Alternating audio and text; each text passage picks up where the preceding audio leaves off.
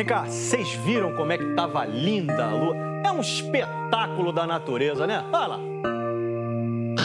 Ó, só tô falando isso pra dar uma disfarçada, mostrar uma coisa bonita aí, porque o jogo do Flamengo, amigo, foi legal não.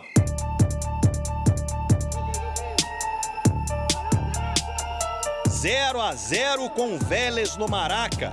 O Flamengo tentou, criou algumas chances. Hoje, infelizmente, nós não conseguimos sair do zero.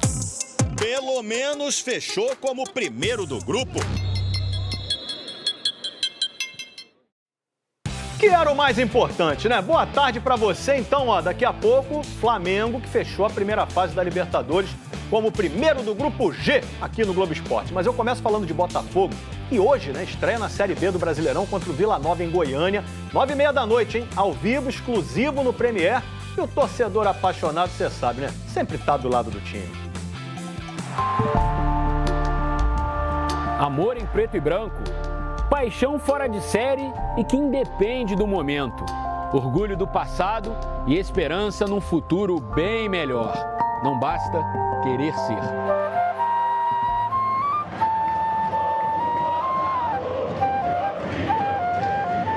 Quem foi escolhido não abandona jamais. Caiu um raio na minha cabeça, ou caiu uma estrela na minha cabeça na hora que eu fiz a escolha. Assim, Botafogo é tudo, foi tudo na minha vida, né? Paixão não se explica, se vive. Não importa como. Ser botafoguense é ser resiliente. É o cara que aprende a cada derrota. E olha, nós temos aprendido muito. Sim, o Botafogo atravessa um dos seus piores momentos. Sim, o torcedor sofre, se revolta, mas nunca, em tempo algum, o preto e o branco sairão de moda. Ser botafoguense é ser diferente, né? É sair desse lugar comum. E por falar em lugar, o Botafogo tem cadeira cativa nas maiores conquistas do futebol brasileiro. A sua grandeza está na sua história. Nos 3 primeiros títulos mundiais da seleção, o amarelo tinha tons fortes de preto e branco. Em 1970, eu tinha 10 anos e o Botafogo cedendo Jair, Paulo César Caju, para mim, acabava contando o próprio Roberto, que foi reserva. De Heleno de Freitas a Zagallo, de Manga a Jefferson, de Nilton Santos a Marinho Chagas, de Didi a Sidorf, de Jairzinho a Túlio Maravilha, de Gerson a Mendonça, de Paulo César Caju a Donizete Pantera, de Quarentinha a Louco Abreu, de Garrincha a Maurício. Difícil escolher um. Eu diria que é o Garrincha, né? Aqui, Jair Furacão. Curiosamente, ele ampliou essa minha paixão pelo Botafogo com a camisa da seleção. Torcer para o Botafogo é diferente. É perpetuar um gol numa final, como o gol do Maurício. Fiquei louco naquela noite e não melhorei nunca mais. 89 marcou uma história, um momento único na trajetória de toda a estrutura do Botafogo. O Botafogo, como escreveu Armando Nogueira, é mais que um clube, é uma predestinação celestial. Feliz da criatura que tem por guia e emblema uma estrela. Por isso é que o Botafogo está sempre no caminho certo, o caminho da luz. Botafogo é assim, muito parecido com a vida. Sobe, desce, sobe, desce. Nesse sobe e desce, mais uma Série B vai começar. Há incertezas, há medo. É um sentimento diferente, né? Clubes que estão sempre disputando títulos nos últimos tempos não têm essa dimensão de que ou perderam a dimensão do que é amar o clube, torcer pelo aquele time, mesmo que ele esteja num mau momento, como, por exemplo, na Série B. Se você é botafoguense, cara, você é apaixonado. Né? Você realmente é muito apaixonado para ser botafoguense. Mas quem foi escolhido não abandona jamais. É verdade. Daqui a pouco tem Liga das Nações de vôlei ao vivo no Sport TV 2 às 4 da tarde, Brasil e Argentina, com um cara para se destacar. Olha o Lucarelli aí.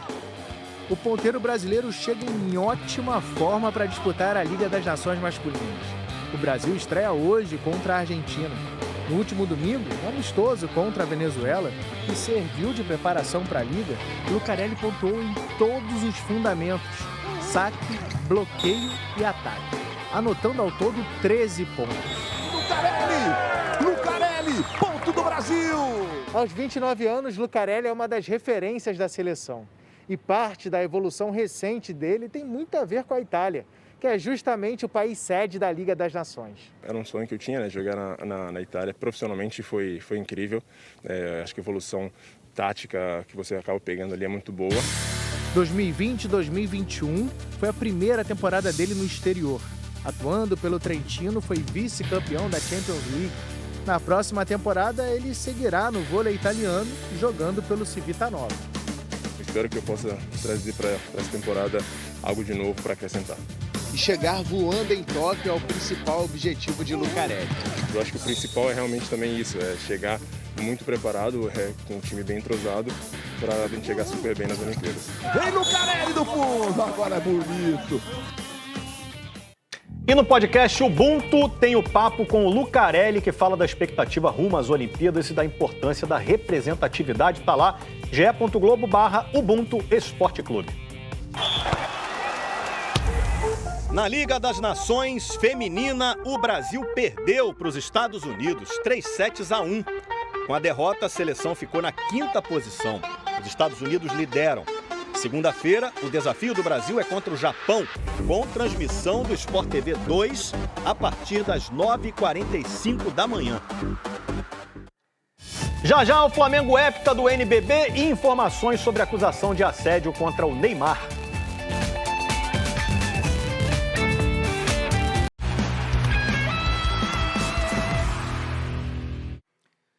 Agora, Olimpíadas de Tóquio, o nosso correspondente Carlos Gil traz notícias da preocupação japonesa com a Covid. O Japão estendeu hoje o estado de emergência para Tóquio e outras 8 províncias. As medidas restritivas valem até 20 de junho, pouco mais de um mês antes do início das competições olímpicas. O país não tem conseguido reduzir as infecções como o governo planejava. Mesmo assim, o presidente do Comitê Olímpico Internacional, Thomas Bach, disse que os atletas podem ir para Tóquio com total confiança. A maior desconfiança hoje parece vir de dentro do próprio Japão. A organização tem enfrentado críticas e obstáculos a cada dia. Associações e sindicatos médicos têm pedido o cancelamento do evento, ou ao menos a proibição de público nas arenas. O comitê local informou que vai esperar o fim do estado de emergência para decidir sobre os espectadores, mas admitiu que a liberação pode variar de acordo com a modalidade, se vai ser disputado em local aberto ou fechado, por exemplo. O mesmo deve valer para as regras anti-Covid, que podem ser mais ou menos rigorosas dependendo do esporte.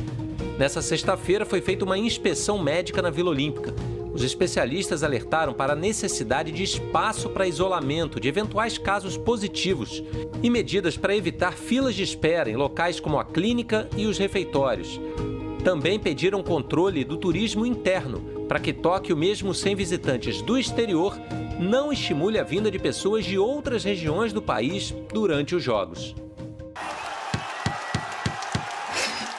Conta comigo. 1, 2... 3, 4, 5, 6...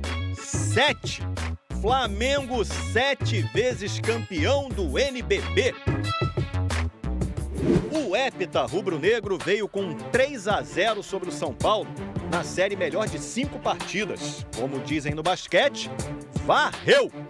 O Olivinha ajudou a desequilibrar o jogo com bolas de 3, arremessos de dentro do garrafão e essa bandeja para fechar o jogo. 18 pontos dele na partida. O Olivinha, junto com o Marquinhos, participou de todos os 7 títulos do Flamengo, fazendo do clube o maior campeão do Novo Basquete Brasil.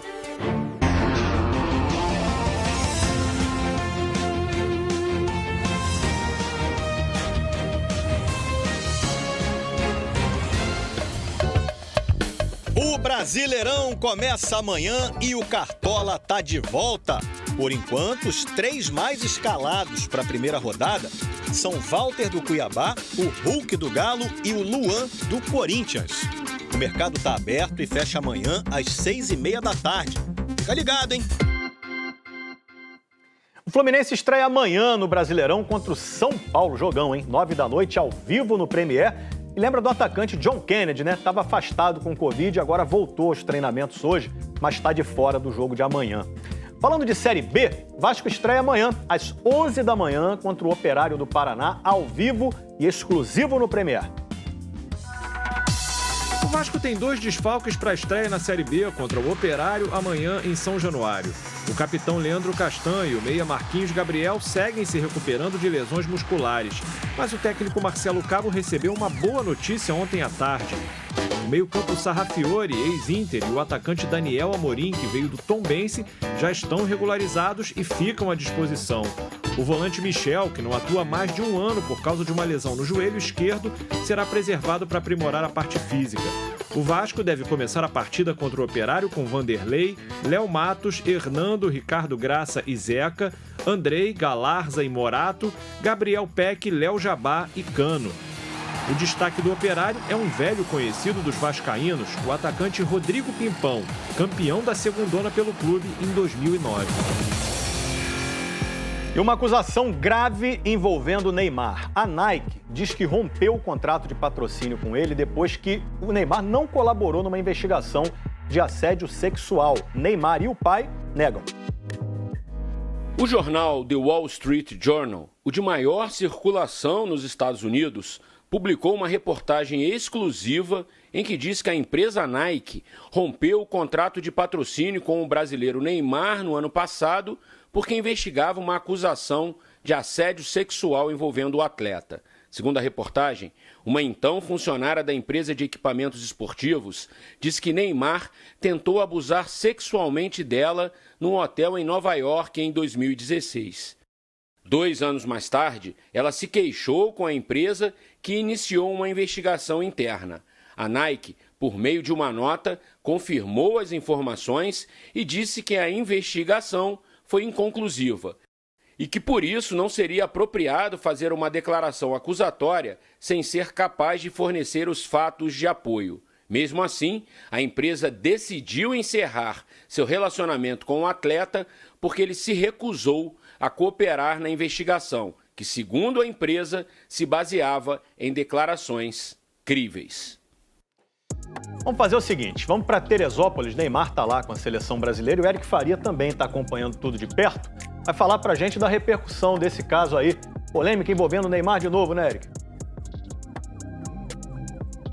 Oi, Escobar, boa tarde para você, boa tarde para todo mundo. E olha só, agora há pouco o Neymar se manifestou em uma das suas redes sociais. Ele fez um post bem grande, com 12 parágrafos. Eu separei alguns trechos para mostrar para todo mundo. Ele começa dizendo o seguinte, abre aspas, os fatos podem ser distorcidos porque as pessoas os enxergam de ângulos diferentes. Segue aqui o post. Eu realmente não entendo como uma empresa séria pode distorcer uma relação comercial apoiada em documentos. As palavras escritas não podem ser modificadas. Disse ainda o Neymar, não me deram a oportunidade de me defender, não me deram a oportunidade de saber quem é essa pessoa que se sentiu ofendida. E ele fecha assim, ó, ironia do destino, continuarei a estampar no meu peito uma marca que me traiu.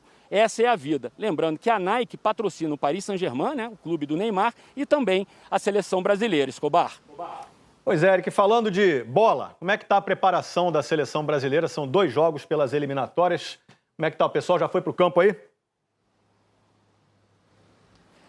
Escobar, vai hoje à tarde, né? O Tite já conta com 18 jogadores dos 24 convocados. Então, hoje à tarde, o Tite já deve comandar as primeiras atividades no campo. Lembrando que ontem apenas o Alisson, né, treinou com o Tafarel, que é o preparador de goleiros. Os demais jogadores passaram por exames, por avaliações. E hoje, certamente, o Tite, à tarde, já deve comandar a primeira atividade. Lembrando que os 3 jogadores que atuam aqui no futebol brasileiro, né, o goleiro Everton do Palmeiras e os jogadores do Flamengo, Flamengo, o Gabigol e o Everton Ribeiro, que foram convocados, eles só vão chegar depois da rodada do Campeonato Brasileiro no domingo. Palmeiras e Flamengo se enfrentam no Maracanã. O Everton chega no domingo à noite mesmo e o Everton Ribeiro e o Gabigol chegam na segunda-feira. Lembrando que o Brasil enfrenta o Equador na sexta-feira, no dia 4 de junho, no estádio Beira-Rio, em Porto Alegre, e no dia 8 pega o Paraguai em Assunção. Escobar, boa tarde para todo mundo.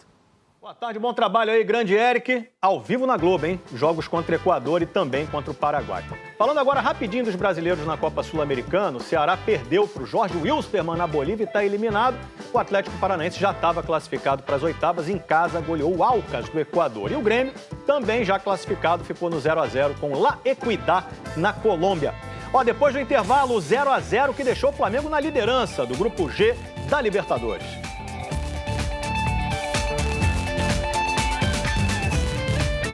O melhor negócio do... Palmeiras está bem na Libertadores, hein? Goleou o Universitário do Peru e goleou legal, quer ver, ó? Primeiro gol foi do Vinha, que veio e bateu de pé direito ali para fazer 1-0 Palmeiras. O jogo foi em São Paulo, né? Depois o Zé Rafael vai fazer 2-0 para o Palmeiras. Os zagueiros do Universitário são um capítulo à parte, hein? Você vai ver aí. 3-0, Gustavo Gomes, paraguaio, lá no cantinho. Comemorando aí o Capita. Depois o William vai fazer o quarto do Palmeiras, estava fácil demais. Bola pro William, molezinha, 4-0. Aí o Rony vai fazer 5-0. Fácil também. E o Rony vai fazer o sexto, olha o passe do zagueiro, né? 6-0 Palmeiras, primeiro colocado do Grupo A. Juntos, eles já têm quase 150 gols em 2 anos e meio de Flamengo. Um grande entrosamento dentro e fora de campo. Eu e o Gabi, a gente sempre que pode estar junto. Jogar com o Bruno é muito bom, mas tomar uma cervejinha com ele, mano, você não tem noção como é bom. Reunimos Gabigol e Bruno Henrique para mais um episódio da série Duplas Espetaculares. É domingo, depois do Alto Esporte. Até lá. A defesa do Flamengo, que já tinha sofrido 9 gols em 5 jogos na Libertadores, ontem passou em branco. Mas aí, dessa vez, faltou aparecer o ataque, né? Nos defendemos melhor do que nos últimos jogos. Estamos classificados, estamos na próxima fase, colocamos o Flamengo em primeiro no grupo. Esse é o copo meio cheio que o Rogério Ceni valorizou depois do empate com o Vélez. Milagre, no arremate quase perfeito, bateu na trave, beijou a trave esquerda. Só que essa chance aí foi raridade. No segundo tempo teve um chute do Pedro. 2 cabeçadas do Gustavo Henrique. O Gustavo Henrique testou, passa raspando no travessão. E essa chance do Vitinho. Isla vai cruzar, cruzou dentro da área, Vitinho emendou pra fora. Eu não acredito. Fim da sequência de 24 jogos fazendo gol. Concordo que nós produzimos abaixo do esperado. Olha o copo meio vazio aí. E a preocupação do Flamengo agora são os potes. Potes do sorteio das oitavas na terça-feira. Com pedreiras entre os primeiros colocados e entre os segundos também. Acho que tanto faz. Ficou tão forte. Os 2 potes ficaram com tantos times com potencial que a vantagem ela é praticamente nula, né? Ela é muito pequena. Mas o Rogério se concentra no lado bom. 2019 eu lembro que o Flamengo terminou acho que em 7º no geral, né? E foi evoluindo e chegou ao título, né? É o que a gente espera também. Isso aí, se liga nos classificados ali para as oitavas de final. Pote 1, olha lá, tem Fluminense, Flamengo, Atlético Mineiro, Palmeiras, muita gente forte no pote 2. Boca, River, São Paulo. Aí é só brabo, amigo. É a Libertadores dos brabos. Até amanhã. Amanhã eu tô aqui, hein? Tchau.